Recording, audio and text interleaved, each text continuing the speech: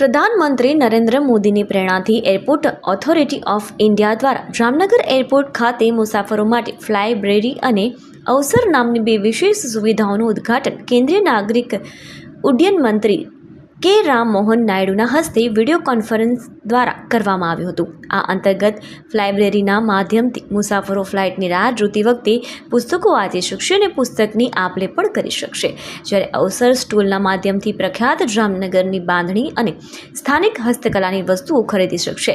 Airport director Dhananjaysinh અને સ્ટાફની હાજરીમાં શરૂ થયેલી આ પહેલથી મુસાફરોની સગવડમાં વધારો થશે અને સાથે જ સ્થાનિક કારીગરોની કલાને આંતરરાષ્ટ્રીય प्लेटफॉर्म मળી રહેશે.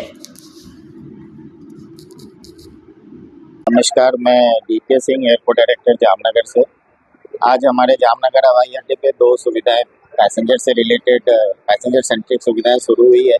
उसमें से एक जो अवसर सुविधा है, जो लोकल एम्पावरमेंट ऑफ क्राफ्ट्समैन से बने सेल्फ हेल्प ग्रुप को हम काउंटर अलॉट किए हैं।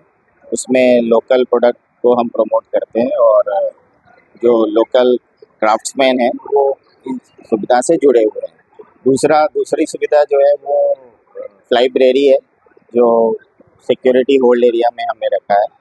उसमें बुक्स पैसेंजर्स यूज़ कर सकते हैं और ये दोनों सुविधाएं हमारे माननीय उड्डयन मंत्री श्री राम मोहन नायडू जी राजकोट हवाई अड्डे से बीसी से जुड़ के ये दोनों सुविधाएं को इनॉग्रेट किए हैं। धन्यवाद. મુંબઈથી આવું છું. અમે લોકો દ્વારકા દર્શન કરવા આવ્યા હતા. પાછા ફરતા અમે જામનગર એરપોર્ટ પર આવ્યા. ત્યાં બાંધણીઓ જોઈ. બાંધણીઓ ખૂબ જ સરસ છે, કલેક્શન બહુ સરસ છે અને બાંધણીઓ ગમી ગઈ એટલે અમે પોતે એની ખરીદી કરી અને એના ભાવ પણ બહુ જ કિફાયતી ભાવ છે અને ખરેખર બહુ સુંદર બાંધણીઓ છે.